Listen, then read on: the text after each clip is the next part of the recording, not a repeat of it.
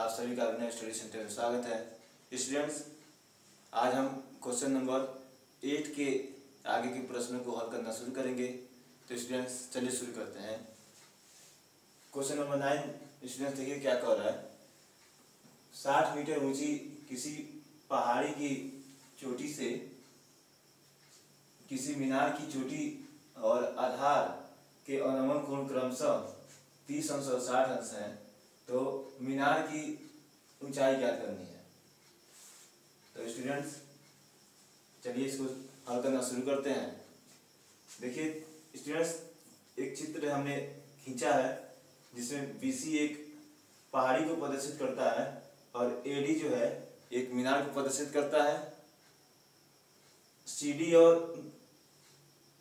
AC तिर्यक रेखाएं हैं और बिंदु C से अवनमन कोण 30 अंश और क्रमशः 60 अंश है।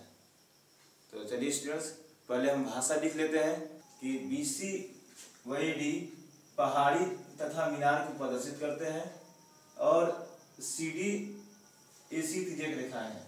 CD व AC तिर्यक रेखाएं हैं और PC DE व AB समांतर रेखाएं हैं। तो स्टूडेंट्स देखिए यहाँ पे कोण CDE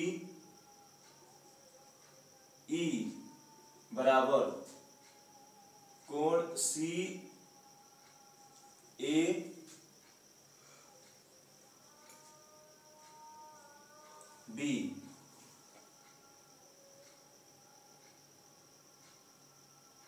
एकांतर कोण से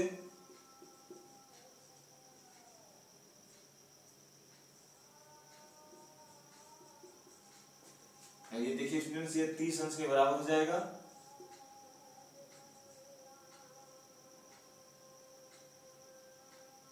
कोण PCA बराबर कोण CAB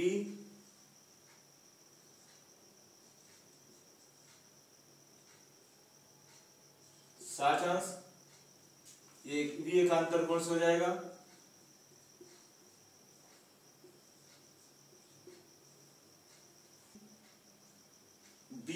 त्रिभुज CAB में त्रिभुज CAB में tan 60 अंश, tan 60 अंश बराबर BC बटे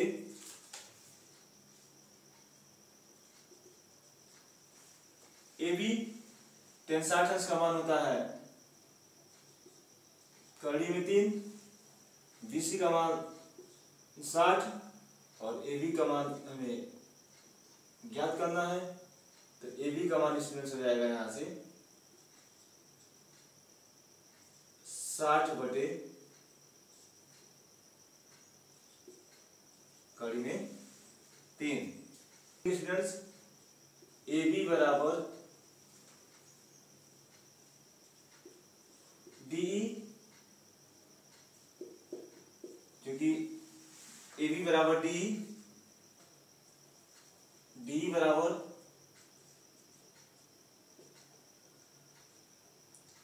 60 बटे कड़ी में 3। त्रिभुज CDE में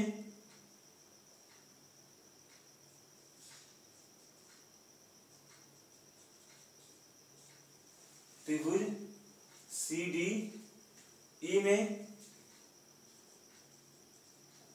tan 30 अंश, tan 30 अंश बराबर हो जाएगा, देखिए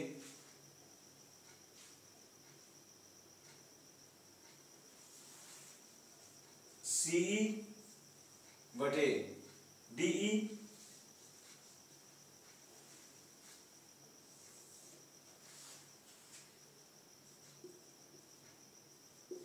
tan 30 अंश का मान होता है स्टूडेंट्स, tan 30 अंश का मान होता है स्टूडेंट्स 1 बटे कड़ी में 3 और C का मान हमें ज्ञात करना है और D का मान है स्टूडेंट्स 60 बटे कड़ी में 3। तो यहाँ से हो जाएगा स्टूडेंट्स C बराबर 60 बटे कड़ी में 3 बटे कड़ी में 3, ये हो जाएगा 60 बटे 3, कड़ी में 3 से कड़ी में 3 में गुणा हो जाएगा, ये हो जाएगा 20 मीटर। तो अब चलिए स्टूडेंट्स हम देखिए यहाँ पे जो मीनार की ऊंचाई है AD हो जाएगी, तो यहाँ लिखेंगे चूंकि AD बराबर B है, तो B का मान यहाँ पे देखिए क्या होगा स्टूडेंट्स। तो चलिए स्टूडेंट्स हम मीनार की ऊंचाई याद कर लेते हैं। मीनार की ऊंचाई यहाँ से ज्ञात कर लेते हैं। B बराबर हो जाएगा BC माइनस CE। BC का मान है स्टूडेंट 60 और C का मान है 20। 60 माइनस 20 जो है हो जाएगा 40 मीटर। और B और AD बराबर ही है, B और AD बराबर है, तो अतः AD बराबर ही भी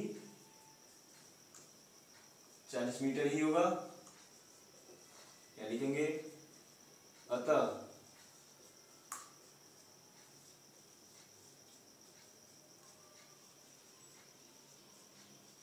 मीनार की ऊंचाई 40 मीटर है, ये अब शुरू करते हैं क्वेश्चन नंबर 10 को। क्वेश्चन नंबर 10 देखिए क्या कह रहा है। भूमि से 60 मीटर की ऊंचाई पर एक पतंग उड़ रहा है। पतंग की डोरी, पतंग में लगी डोरी को अस्थायी रूप से भूमि के एक बिंदु से बांध दिया गया है। भूमि के साथ डोरी का झुकाव 60 अंश है। यह मानकर कि डोरी में कोई ढील नहीं है, डोरी की लंबाई ज्ञात कीजिए। हमने एक चित्र बनाया है स्टूडेंट्स। इस चित्र में BC भूमि से पतंग की ऊंचाई है और बिंदु A वह स्थान है जहां से पतंग को बांधा गया है। AC वह डोरे की लंबाई है। तो चलिए स्टूडेंट्स इसी को हम भाषा के रूप में लिखते हैं। और स्टूडेंट्स भूमि से 60 मीटर की ऊंचाई भी हमें ज्ञात है। तो स्टूडेंट्स चलिए भाषा लिखते हैं पहले। स्टूडेंट्स देखिए चित्र में BC भूमि से पतंग की ऊंचाई है। चित्र में BC जो है भूमि से पतंग की ऊंचाई है। बिंदु A से 60 अंश के झुकाव पर पतंग को अस्थायी रूप से बांधा गया है तथा AC डोरी की लंबाई है। तो त्रिभुज BC में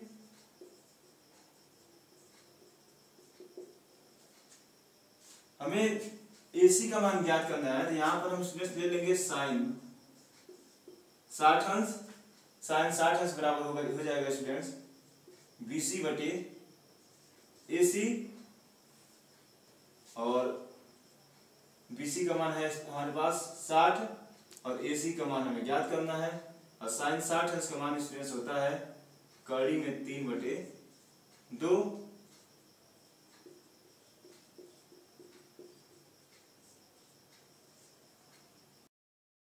तो यहां से स्टूडेंट्स AC का मान हो जाएगा 120 बटे कड़ी में 3 मीटर। और चलिए स्टूडेंट्स अब हम परिमेयीकरण कर देते हैं। हर का परिमेयीकरण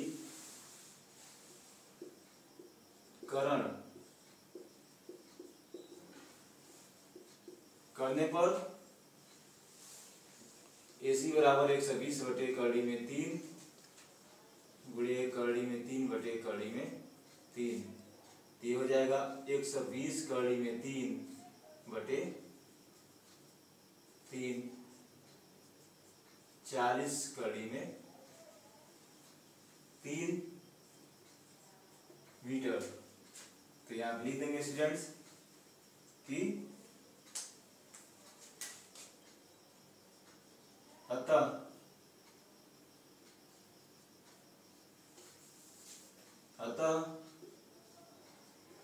डोरी की लंबाई 40 कड़ी में 3 मीटर है। तो स्टूडेंट्स आज के वीडियो में इतना ही है। आप कमेंट बॉक्स में जरूर बताएं, और यदि आपको प्रश्नों को समझने में किसी प्रकार की कोई परेशानी हो रही हो तो कमेंट बॉक्स में जरूर लिखें। आज के लिए इतना ही। तो ऐसी टॉपिक्स के लिए चैनल से जुड़े रहें। धन्यवाद।